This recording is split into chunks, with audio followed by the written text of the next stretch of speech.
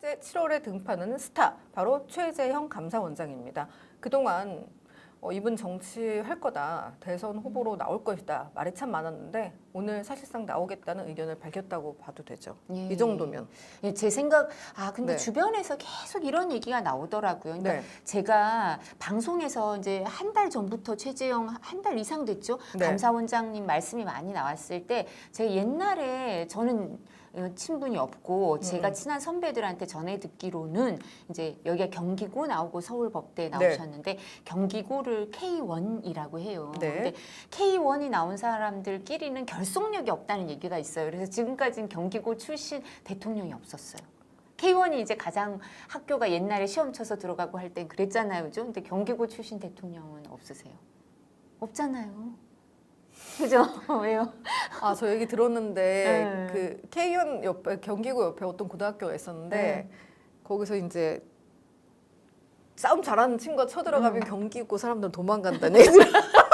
결속력이 없다고. 예, 이거를 공부 열심히 하는데 근데 하여튼 그래서 이제 경기고 네. 서울법대 나온 선배들은 옛날에는 최재형 감사원장님이 그러네. 감사원장 되시기 전이었나 근데 이런 분이 그 대법원장을 하시면 좋겠다. 요새 김명수 김명수 전이 아니시죠? 현 네. 대법원장님이 임기도 아직 남으셨고 다음 대통령 때 이제 대법원장이 교체가 되잖아요. 네. 정상적으로 교체가 돼요. 임기가 만료돼서 그러면 이런 분이 하시면 좋겠다. 이런 생각을 가지고 있어서 제 방송에서 얘기를 했는데 딴 분이 연락이 오셔가지고 네가 잘 모르는 얘기다. 최재형 원장님이 가능성을 열어두고 계시는데 네가 그렇게 말하면 안 된다.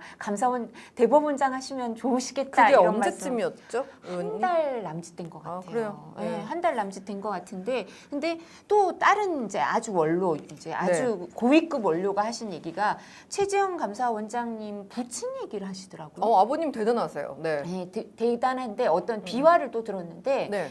박정희 대통령이 혁명을 하고 그 네. 혁명위원회에 그 비서실의 직원들을 이제 하잖아요. 네. 근데 최재형 감사원장 그 부친이 그 비서실에 있었다는 얘기가 있어요. 제가 아주 고위직한테 들었는데 그러고 나서 이제 대통령으로 민간 대통령으로 취임을 했죠. 군복을 벗고 박정희 네네. 대통령이.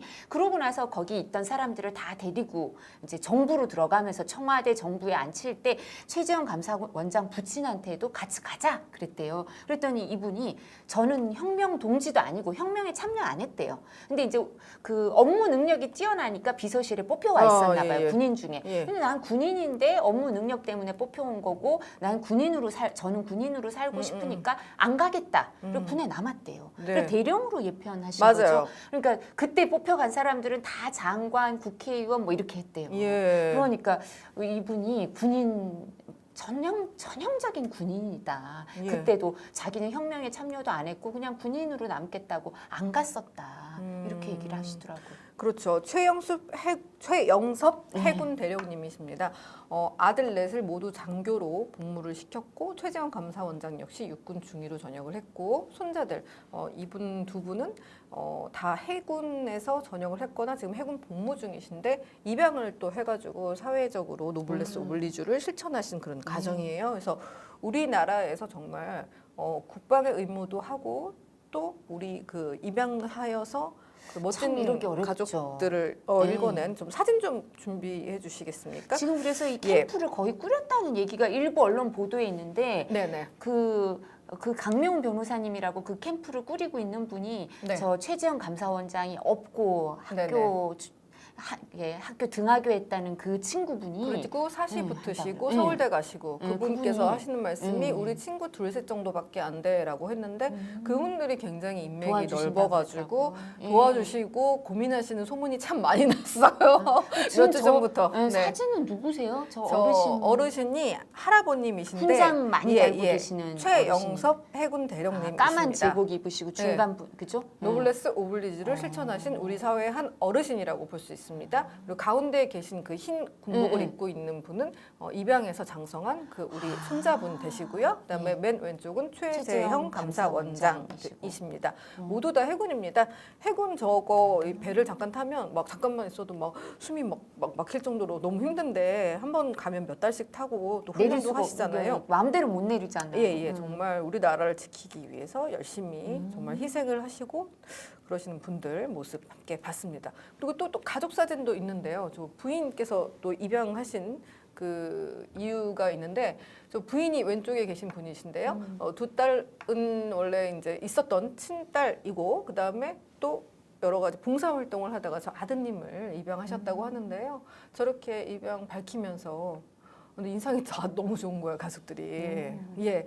그래서 제가 참 기사를 잘 봤었습니다. 어떻게 보십니까? 나오신다면은 어떤 사회적 책임, 역시 공정과 정의라든지 이런 것들이 문제기 때문에 역할을 해야 된다고 의무감 때문에 나오시는 게 아무래도 클 것 같은데요. 그래서 어떤 얘기가 들립니까? 그 부친이 그렇게 권유를 많이 네. 한다는 소문도 있더라고. 이건 소문이지 확인이 된 건 아닌데, 근데 제가 아까 말씀드린 것처럼 옆에서 그 국가를 운영하는 모습을 잠깐이나마 지켜보셨잖아요. 부친도 네. 그죠? 박정희 대통령이 그 이제 혁명 일으키고 그 시절에 예. 그런 모습을 지켜봤기 때문에 본인은 따라가지 않았지만 역할을 하면서 아 이게 얼마나 중요한 일이고 정치라는 게 그런 생각을 하셨을 것 같아요. 그리고 거기 박정희 대통령하고 인연도 있기 때문에 그런 얘기가 이제 나오는 거 아닌가 싶은데요.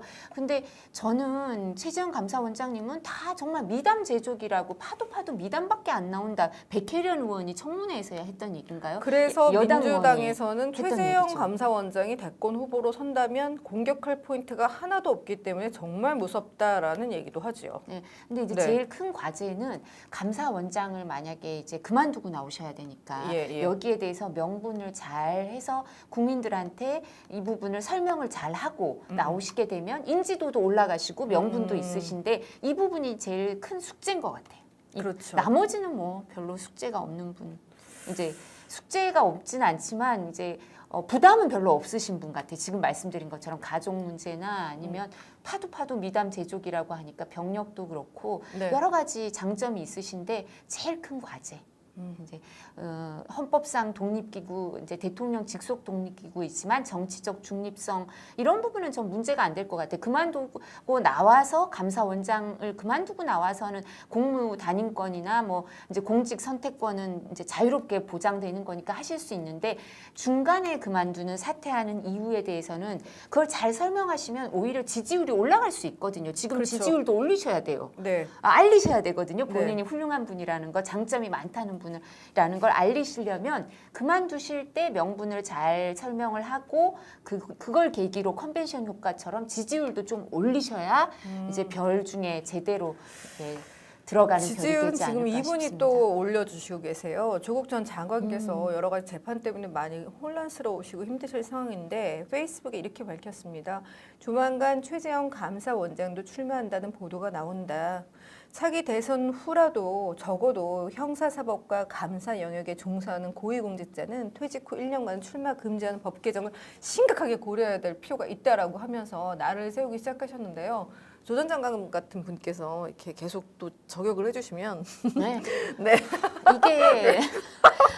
이게 죄송합니다. 저희 이제 네. 김영삼, 김대중 대통령 그즈음에 검찰총장을 하고 나오신 네. 분이 이제 총선에 출마하신 경험이 있어요. 그때도 저 법이 문제가 돼서 그렇죠. 입법을 하려고 했을 때 헌법재판소에서 위헌 판정을 내리면서 이렇게 그 자리에 있을 때는 몰라도 아무리 정치적 중립성과 독립성이 요구되는 자리라 하더라도 그 자리를 그만두고 나온 사람은 공직 선택을 할 수 있는 그 자유가 있다. 네. 공무 단임을 할 수 있는 자유가 있으니까 저런 거 만들면 안 된다. 저렇게 법 만들면 위헌이다. 라고 벌써 헌법재판소 결정이 있습니다. 아하. 조국 전 장관님 공부 좀 해주세요. 진짜요? 네, 있어요. 그게 헌법재판소 결정이 나와 있는 게 있어요, 장관님.